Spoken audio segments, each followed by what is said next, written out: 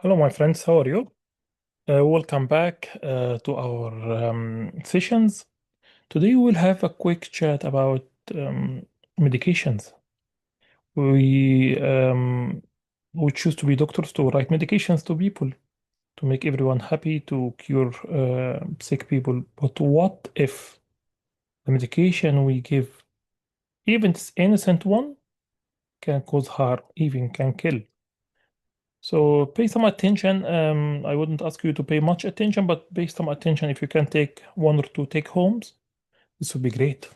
You might save a life in the future. Hopefully, it's mine. The layout of this presentation, we'll talk about some scenarios, and I'll give you the background, and then we'll figure out what happened or what was the missing piece of the puzzle.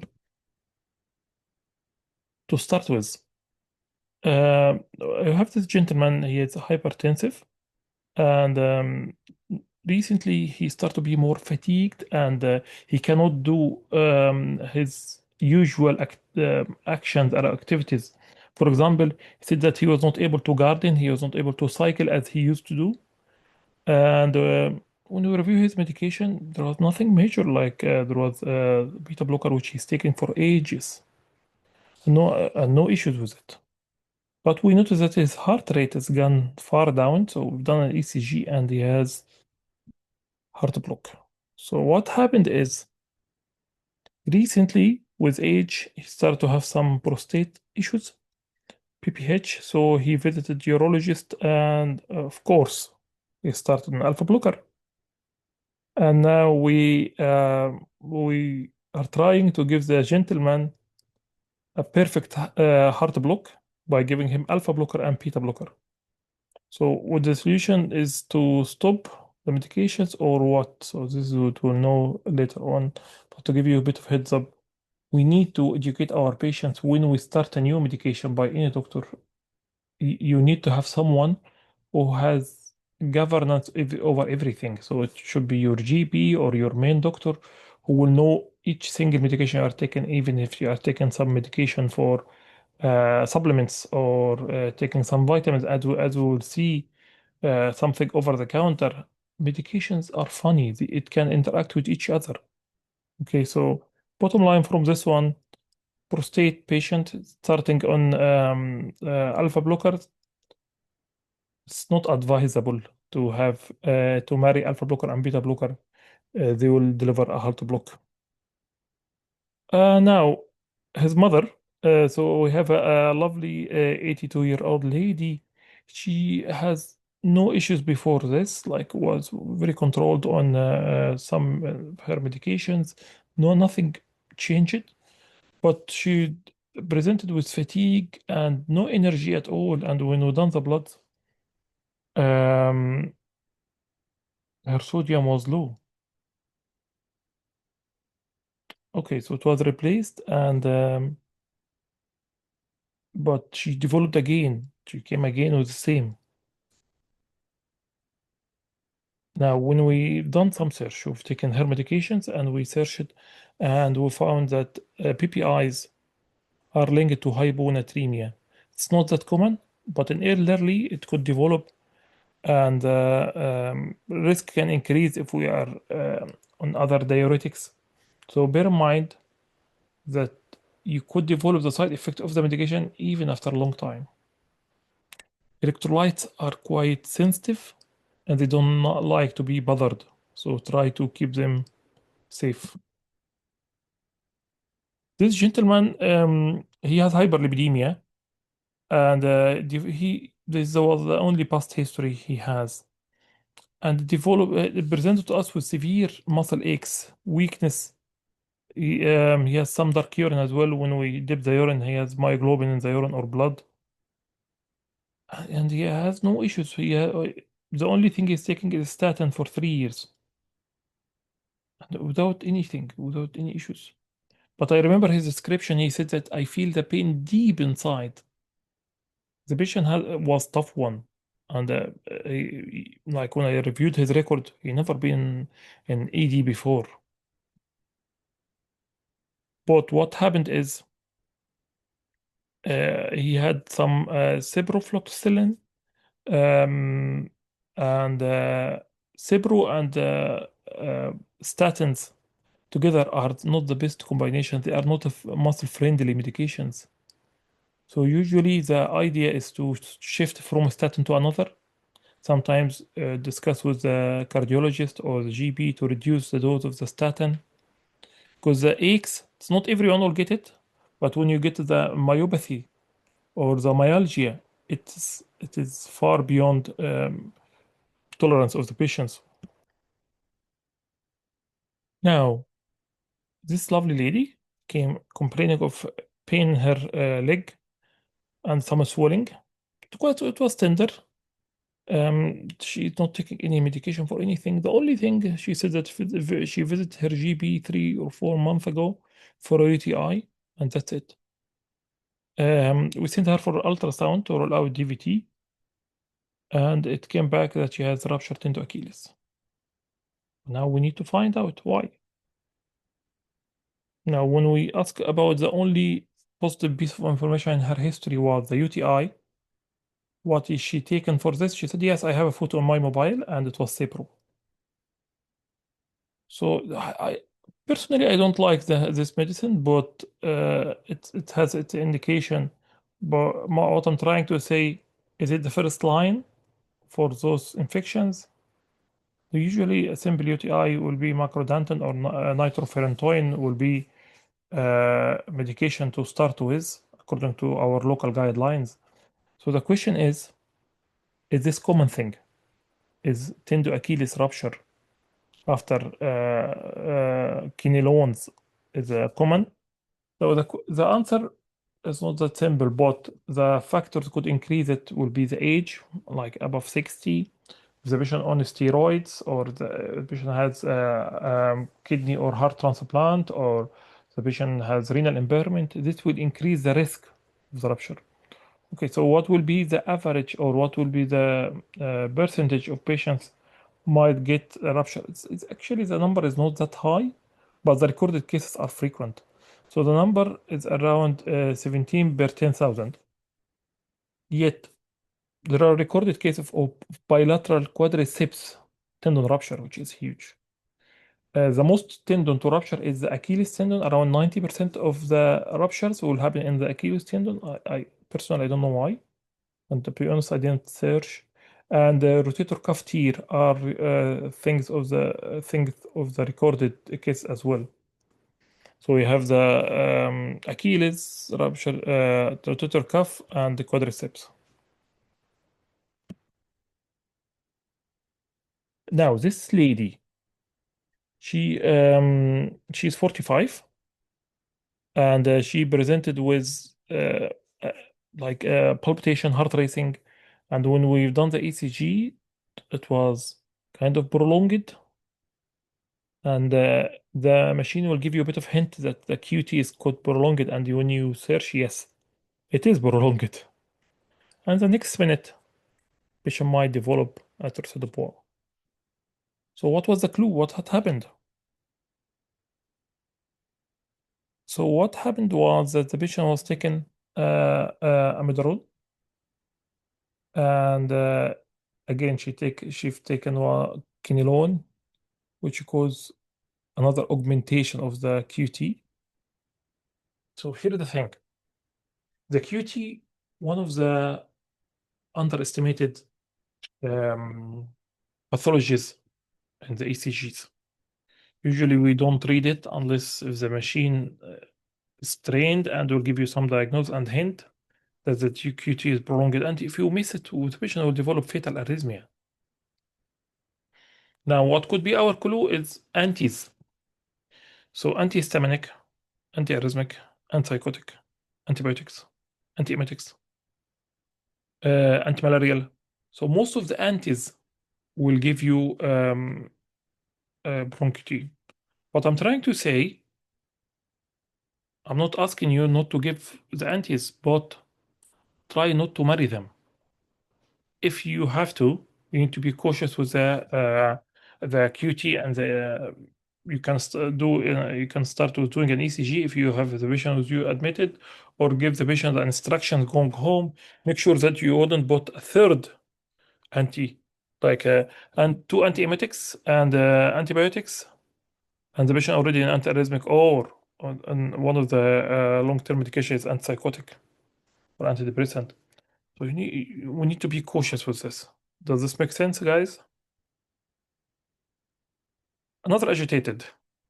So the gentleman we have is young. He's 28. Came with severe agitation, combative tremors, uh, overactive, like the very excitable patient. Um, and he was taking fluoxetine for 2 years and has never had an issue with it. What happened? He uh, he has some back pain, and the GP tried with him NSAIDs, didn't work, so we start on tramadol. And boom, we have serotonin syndrome. I wouldn't go in deep in this one. Again, before starting any medication, if it is a benign one, need to check what the patient had in their pockets. So yes, this medicine will give you effect, but together will give you side effects, if this makes sense. Now, this lovely lady, she has insomnia like me, and she presented to us with severe agitation, restless, although she didn't change anything in her regular medications, but she has kind of hyperactive delirium, and like we failed to calm her down. Now, she was taking diazepam as per her GP, like maybe once or twice a week, whenever she need to get sleep. Now, what happened is what's called paradoxical reaction. So it's common in extreme of ages, youngish and oldish, where you get your patient when you try to calm them with diazepam or sedate them with diazepam, you get a reverse reaction, which is agitation and combativeness.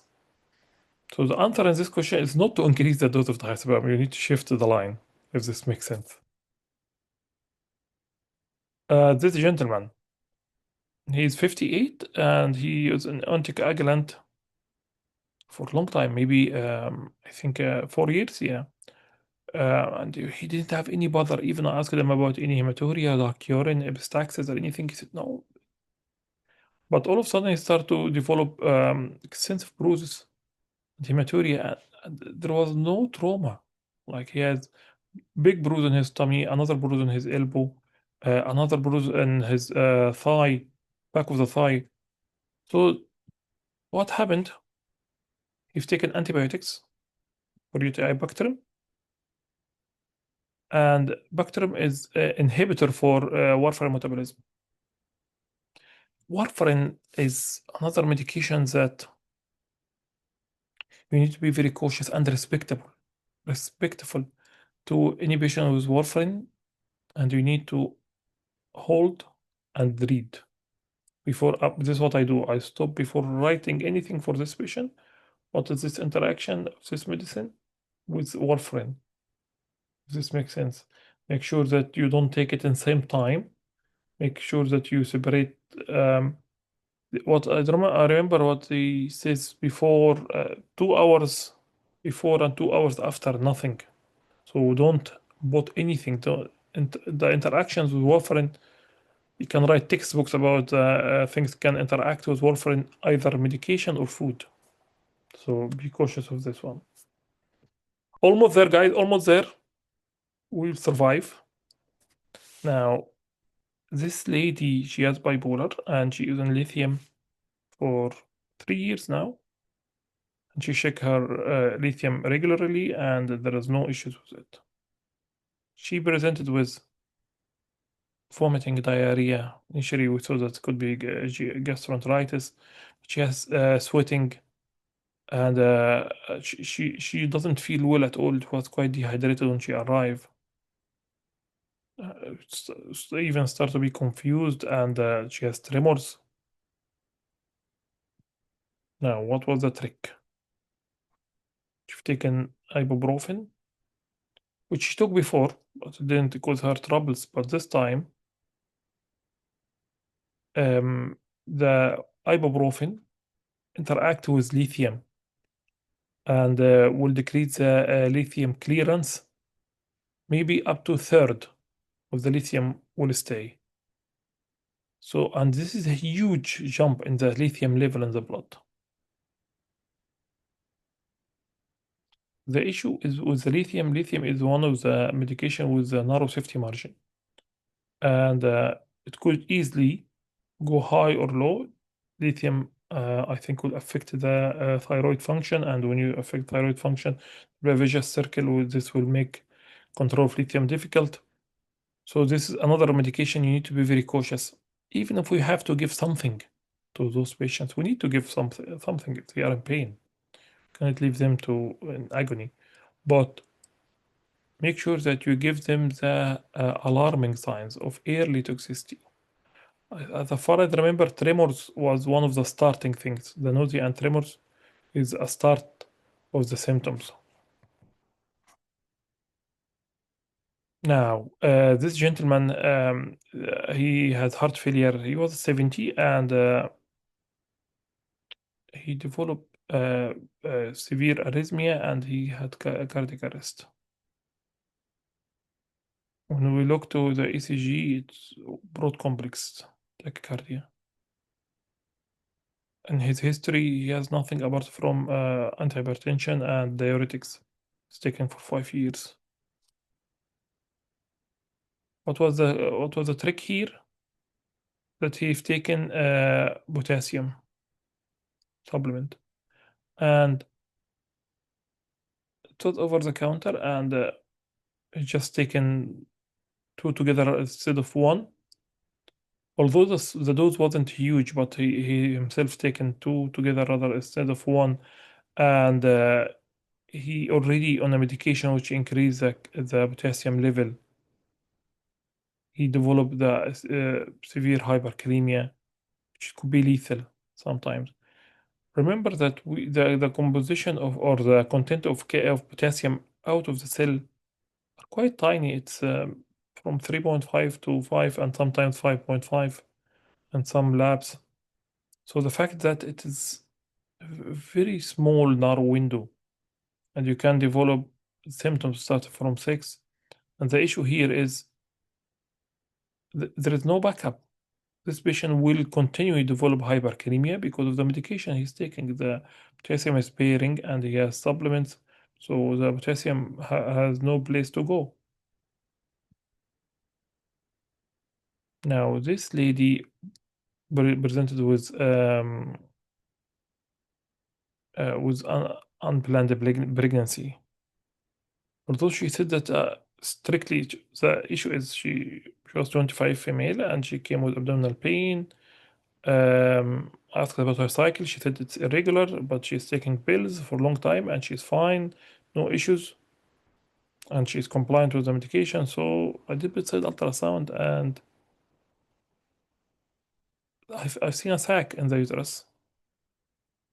When we try to find more information, recently she has nerve pain or neuropathic pain, and the GB gave her carbamazepine, and it's an enzyme inducer which increase the metabolism of the estrogen, so which drop the level of the estrogen in the blood. So there was a chance for her to make a baby. The in other words, the contraceptive were not effective because they are metabolized quicker than usual. Yeah, so either to find an AI tool or you search or read about when you bought this medicine with this one, what will be the outcome? What could happen after this? Oh, hey, we are getting there. So our last scenario, then will be a couple of slides, and you will be set free. This young lady, I think she was in her early 30s or late 20s. She was quite tiny lady. She developed DKA, and we have the protocol there, and before starting the protocol, she was hypotensive, so we attach her to a saline to correct her blood pressure. And in front of me on the monitor, this is what I've seen. I, I looked to the nurses. What happened? What we give her? They said, I swear, we done just saline, nothing else.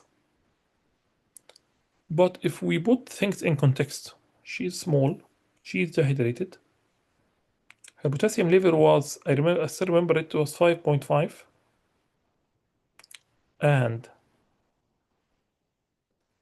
the the saline diluted it, and she developed this arrhythmia without anything. So only saline in a healthy person, even saline in a healthy person, not heart failure, still can kill.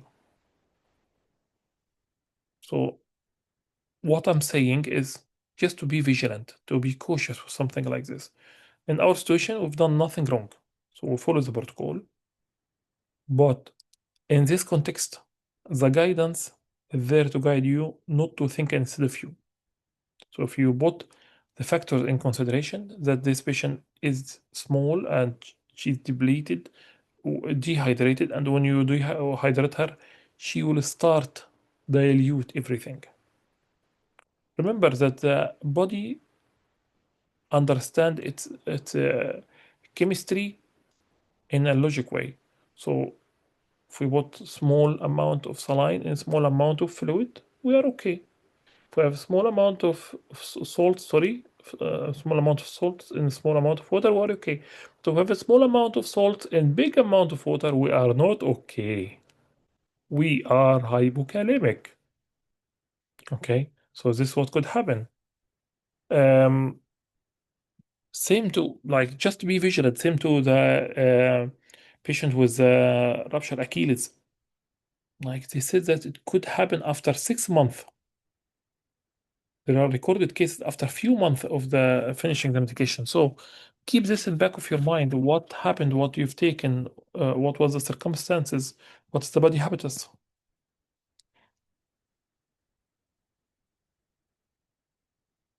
Quick word about the new medications for diabetes to control the medication, the new injections, Mounjaro, Ozempic, and those families. I'm not with or against, but we need to share together some of the side effects were recorded. Stomach paralysis, the gastroparesis, and the vomiting. The nausea are everyone has the nausea and they live with it. It's not a big deal now. But the vomiting and the food staying or delayed emptying of the gut, one of the recorded cases, even up to intestinal ileus and obstruction, which now is some cases needed surgical intervention, and this need to be written now on this medication side effects. Of the recorded cases as well, necrotizing pancreatitis. It's rare, but it could end the life of the patient, so we need to be cautious if the patient has any pancreatic issues or history of the pancreatitis. They may be prone to get another one, and to be vigilant for the starting symptoms of gastric pain, leading to the back, nausea, this kind of stuff. Now, the gallbladder disease are the other ones which are rising up now. For fun enough, the renal stones as well, but I think the kidney stones may be related to the dehydration because patients taking those medications will not eat and they will not drink as well. So the dehydration can develop the renal stones. I think could be the dehydration causing the stasis of the gallbladder secretions and forming stones. I'm not sure.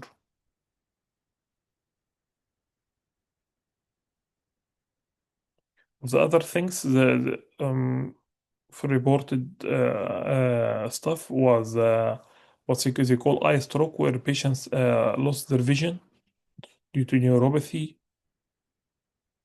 Uh, Now, if you are taking one of those medication to control your weight or for diabetes, make sure to try to stop them a week or two before any surgery, elective surgery, I mean, not emergency one, but because there are recorded cases of aspiration, of course, there is delaying emptying and the stomach will be full all the time.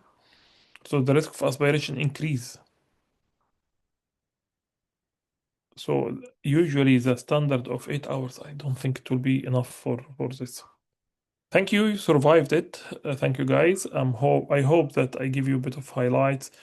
My message is not to be afraid of medication, but we need to be sensible and responsible when we prescribe any medicine for our patients. I hope this was helpful. I hope if there is any comments or something you want to share, please feel free to send me. I have no disclosure. I'm not against or with any medication, but I'm with our patients. Thank you for your time, and we'll see you in other session. And these are some of our resources. And all the best. See you.